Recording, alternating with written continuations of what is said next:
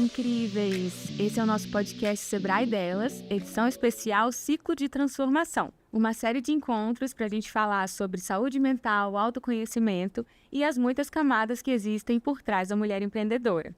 Hoje nós vamos conversar como foi o nosso primeiro encontro presencial. E eu já adianto, foi leve, profundo e transformador. Mas antes de começar, eu quero apresentar as nossas convidadas de hoje.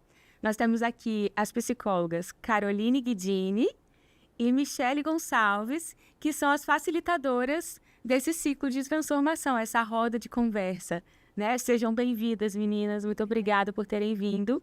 E a Ana Prates, que é consultora empresarial e membro da nossa comunidade Sebrae Delas. Seja bem-vinda, Ana. Obrigada. Meninas, o que motivou vocês a trazerem esse tema para o nosso primeiro encontro? Então, nós partimos do ponto de que para ser uma mulher de sucesso é preciso ter clareza da identidade, saber quem nós somos. E uma mulher empreendedora tem inúmeros papéis, como dona do próprio negócio, como mãe, esposa. E se todos esses papéis não estiverem em equilíbrio, em harmonia, pode causar um grande impacto negativo na vida dessa mulher. Então, antes de abordar sobre qualquer outro assunto, nós entendemos que levar esse autoconhecimento, mostrar para essas mulheres quem elas são, iria fazer muito sentido para a proposta do projeto do ciclo de transformação, porque para que haja uma verdadeira transformação, é preciso primeiro saber quem nós somos, para que o nosso negócio ele vá fluindo. Porque quando a gente deixa se reconhecer, né, nesse lugar de quem nós somos, do que nós sentimos, do que nós vivemos, o impacto é muito grande na saúde mental. Então, a gente percebe quantas mulheres sofrendo solitariamente dentro desse processo, sem conseguir se enxergar, se conseguir enxergar de fato a importância que ela tem dentro da sua família, dentro das pessoas que ela ama, sabe? Até mesmo dentro do seu empreendimento. Então, a gente pensou em trazer esse assunto porque é um assunto muito pouco falado, sabe? Da importância de você se reconhecer nesse lugar, sabe? Da importância de, antes mesmo de você ser uma empreendedora de sucesso, de você ser uma pessoa de sucesso, sabe? De você ser uma mulher valorosa, de você estar ali, de fato, fazendo algo não só que seu coração deseja, né? Não só para ganhar dinheiro, não só para ser bem-sucedida, mas de fato para você se realizar, né? Então, um todo. Então, a gente pensou com muito carinho nesse tema quando a gente resolveu trazer para o Sebrae. E, de fato, as mulheres presentes amaram o tema, né? Deu para ver que, de fato, é uma questão muito recorrente e a gente para pouquíssimas vezes para pensar sobre esse assunto. Eu estava lá e fiquei super emocionada também, acabei participando, né? Mesmo não sendo empreendedora, acabei participando de tudo e para mim foi de um ganho maravilhoso, então imagino que para elas também, né? E é sobre isso que a gente vai falar, né, Ana? Isso. Queria que você me falasse o que mais te marcou nesse primeiro encontro. Bom, eu poderia falar um top 10 momentos que me deixaram muito pensativa, muito reflexiva dentro desse momento, né? Mas acredito que quando a gente falou sobre em que momento que eu me perdi de mim, que eu comecei a viver as coisas no automático, fazer tudo no automático, foi um momento de muita profundidade emocional, assim. Porque eu vivi muitos anos em uma outra cidade e eu comecei a viver nesse modo automático, né, numa cidade muito grande. E aí, quando eu vim para o Espírito Santo passar férias, e eu falei assim, eu preciso sair dessa vida e me mudar para esse lugar. E aí eu vim morar para cá e empreender e fazer tudo que eu faço hoje, foi uma mudança drástica, assim, romper mesmo esse caminho de viver nesse ciclo automático, né? E foi um momento que, quando a gente começou a refletir sobre isso, eu me lembrei de toda essa vivência, né? E pensar assim, com orgulho de dizer, caramba, eu não tô mais vivendo no automático, agora eu tô de fato fazendo as coisas que eu quero, na hora que eu quero e também fazendo dinheiro, que também importa. Com certeza. Muito bom. Meninas, eu queria saber o seguinte, como que a flexibilidade cognitiva pode ajudar nesse processo de reconexão consigo mesma? Então, a flexibilidade cognitiva é muito importante na vida de todas as pessoas. O que é a flexibilidade cognitiva? Quando nós temos a capacidade de nos reinventar, de pensar de formas diferentes, de agir de formas diferentes. Então, se nós não temos essa flexibilidade, se nós agimos com muita rigidez, a gente acaba não conseguindo avançar, nós ficamos estagnadas. Entra num ciclo de sofrimento também, na verdade, você bate a ansiedade lá em cima, ou você tem uma característica profunda para uma depressão que pode nascer, enfim, um toque, uma fobia, sabe? Então, é de extrema importância ter, né, essa flexibilidade. E é tão pouco falado que a gente é capaz de se reinventar todos os dias, de falar sobre esse assunto, de colocar as dores para fora, de se reinventar, de se reconectar com você mesma. Eu acho que é sobre isso, né, Carol? É o que traz assim, a flexibilidade cognitiva para o meio da saúde mental quando a gente para avaliar. Então, a Carol de hoje não é a mesma Carol de 5 anos atrás. Porque eu não sei se vocês já ouviram algumas pessoas falarem assim: esse é o meu jeito, eu não vou mudar, é assim mesmo que eu me comporto, que eu ajo. E esse é um exemplo de uma pessoa com rigidez cognitiva. Porque nós, seres humanos, estamos em constante evolução, em desenvolvimento. Então, se nós não estamos abertos para essas mudanças, para essas transformações, nós acabamos ficando estagnados.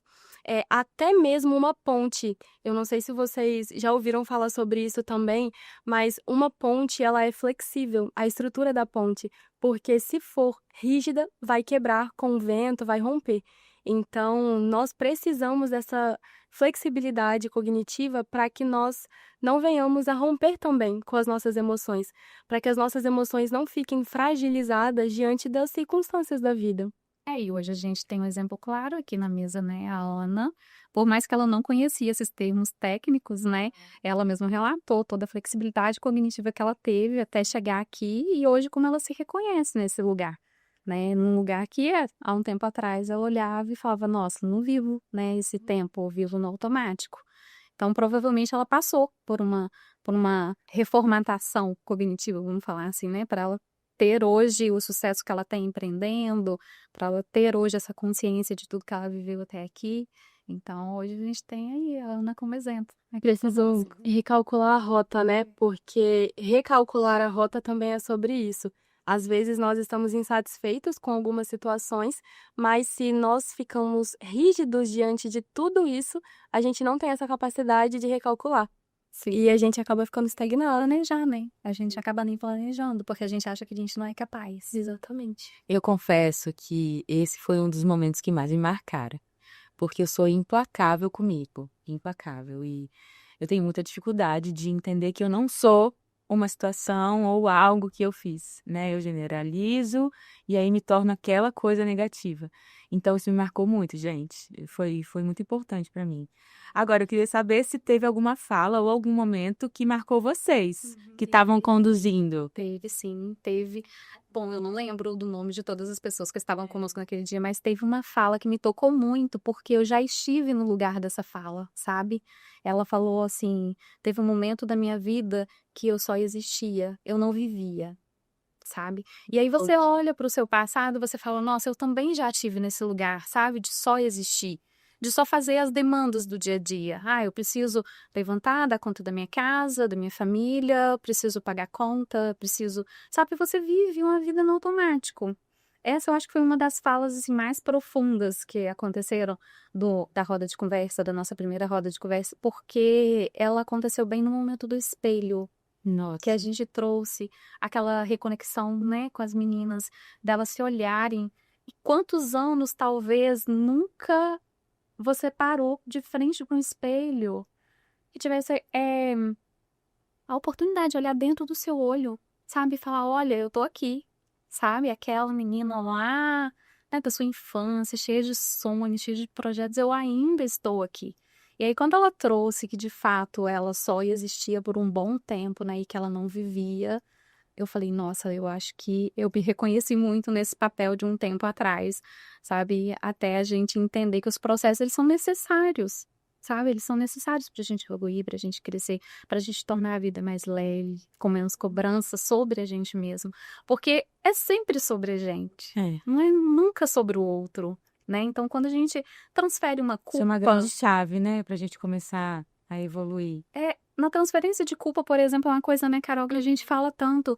A gente coloca a culpa diante do outro, mas a gente não consegue trazê-la para dentro de nós mesmos. O que está nos faltando? Por que eu estou tendo esse comportamento? Sabe? E a gente não se toca nesse lugar, porque muitas vezes a gente não quer brigar por esse lugar. A gente se permite. É um processo. Dominante. E é um ponto de reflexão também, né? Será que nós temos apenas existido? Porque a vida é muito corrida. A gente tem várias responsabilidades, inúmeros papéis, como foi o tema do primeiro encontro.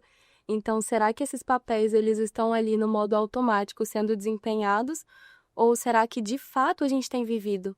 Tem uma outra frase também que eu reflito bastante sobre ela às vezes. A gente planeja muito a vida, mas será que a gente tem apenas planejado o que a gente gostaria de viver? Ou a gente tem vivido? Né? É um ponto de reflexão também. Porque a rotina consome, né? Consome. E tem uma coisa que eu penso muito também, que às vezes a gente planeja a nossa vida, mas tendo como base esse roteiro normativo que a sociedade vive, né? Você precisa estudar, se casar, ter filhos, comprar sua casa, comprar seu carro e tal. E às vezes não é isso que você quer. Às vezes você não quer se casar, ou você não quer ter filhos, né? Ou você não quer comprar um patrimônio, você quer viajar, você quer trabalhar de outro lugar. E a gente não tem esse hábito de olhar para dentro e falar assim, isso vai me fazer feliz? Eu me imagino nesse lugar. Eu acho que esse momento também diz sobre isso, né? De entender quem realmente a gente é, no sentido de o que eu pretendo fazer é algo que eu realmente quero. Sim. É como se a gente tivesse que caber dentro dessa caixinha, né? Tipo, a sociedade impôs essa caixinha e eu preciso me diminuir a tal ponto que eu preciso caber nisso tudo e atender a todos esses requisitos do meio que eu vivo, sabe? E não é assim. Exatamente. E quando nós não temos essa clareza da nossa identidade, talvez a gente faça coisas, a gente entre em alguns projetos, em sonhos que não são nossos, mas são de outras pessoas. Isso é muito forte, porque algumas pessoas percebem isso mais cedo, mas outras pessoas percebem isso já um pouco mais tarde. Então, saber quem nós somos pode evitar muitas coisas, muitos impactos. Perfeito.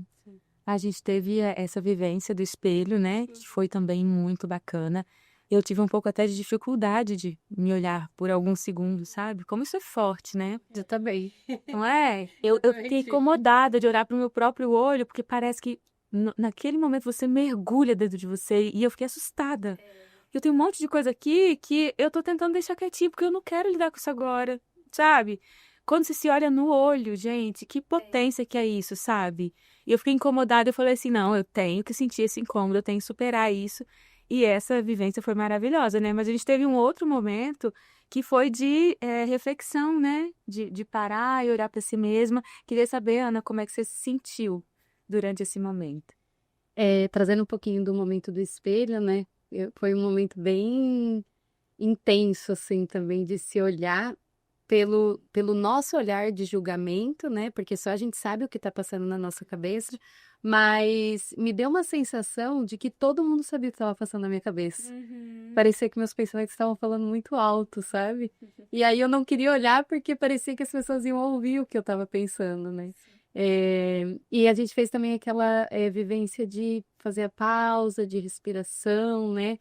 E foi um momento também muito importante depois de todas as reflexões, a gente se acalmar e olhar para nós e falar, não, tem tudo isso aqui dentro, mas tem solução, tá tudo bem, a gente consegue lidar com isso.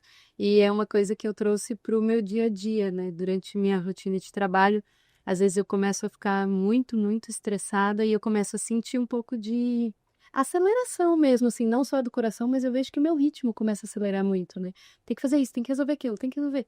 E aí eu paro, falo, não, peraí, vamos lá, 1 minuto, eu consigo. 1 minuto não vai atrasar o meu trabalho e vai ser muito importante para esse momento agora. Daí eu paro, fico ali respirando, sentindo. E aí você sente parece que vai tudo abaixando, assim, né? O ritmo. E aí dá para tocar pelos próximos 10 minutos. Eu acho que é interessante a técnica do espelho, porque assim, a gente não se olha. sabe? E o fato da gente se transportar para dentro do nosso olhar, a gente fala, nossa, como eu me perdi de mim nesse tempo? Aonde que ficaram os meus sonhos, os meus sentimentos? Como eu me permiti chegar nesse lugar, sabe? E eu acho que essas feridas que a gente não quer mexer, a gente até consegue deixar guardado por um bom tempo.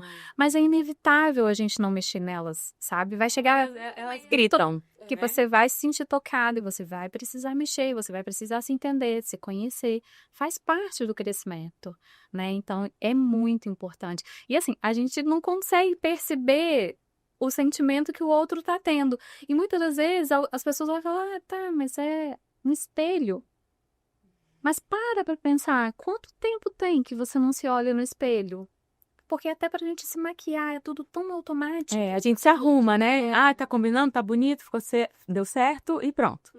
Mas a gente não para refletir, assim, só pra se olhar de verdade. Exatamente. E nessa correria do dia a dia, a gente também não tem o tempo que a gente gostaria de parar para refletir um pouquinho sobre a vida, de parar para respirar, igual a Ana parou e viu que funcionou, porque o nosso corpo, muitas vezes, ele fica em estado de alerta por situações que existem apenas na nossa mente. Que às vezes não são a realidade. Então, parar, nem que seja por 1 minuto, igual a Ana fez, faz toda a diferença. A gente entende que, na verdade, o que está em desordem ali não é talvez a situação, mas sim pensamentos acelerados, preocupações, ansiedades.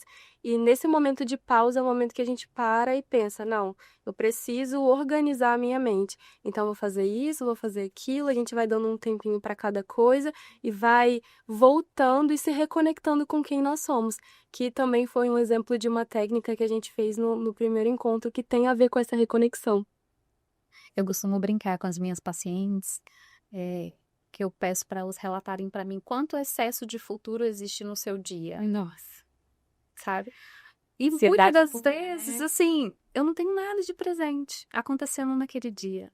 Quando eu coloco mesmo no papel, que eu paro para falar sobre esse excesso de futuro que eu vivo todos os dias, você fala, gente, eu não tô vivendo o presente, sabe? E às vezes isso que a gente espera acaba nem acontecendo. Acontece de outra maneira, ou não acontece. Eu tô aqui conversando numa boa com você, mas meu pensamento tá lá no futuro de coisas que eu tenho pra fazer, de coisas que eu tenho que determinar, de coisas que eu tenho que responder, sabe? E a gente esquece de viver aqui o agora, sabe? É esse minutinho de conexão comigo ou de conexão numa mesa, sabe? A gente tem deixado, principalmente com a chegada do telefone, né? Celular, WhatsApp, Instagram, tudo pra ontem. A gente vive esse excesso de futuro e aí, quando vem de fato um diagnóstico de transtorno de ansiedade, a gente fala, vamos começar a pausar o excesso de futuro que você está tendo, né? E é difícil você chamar o paciente para se colocar nessa visão, sabe? Porque não tem essa noção.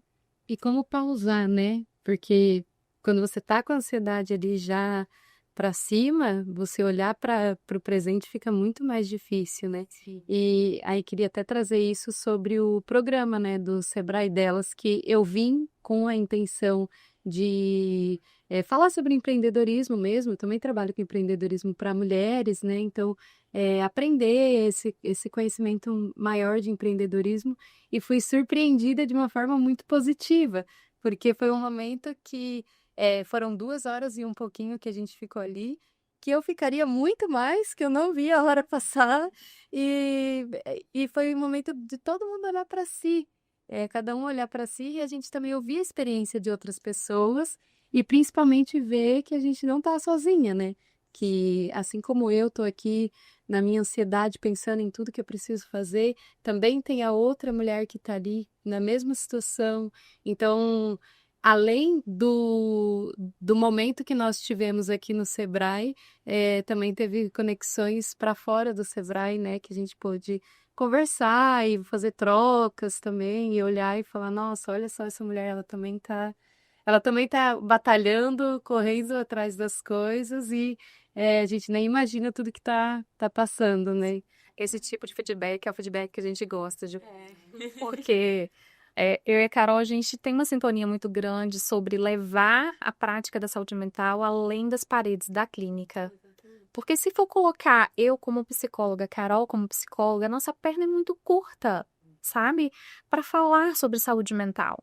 E aí, quando a gente abre, a gente consegue falar para um monte de mulheres, sabe? Trazer todo mundo nessa reconexão, né, Carol?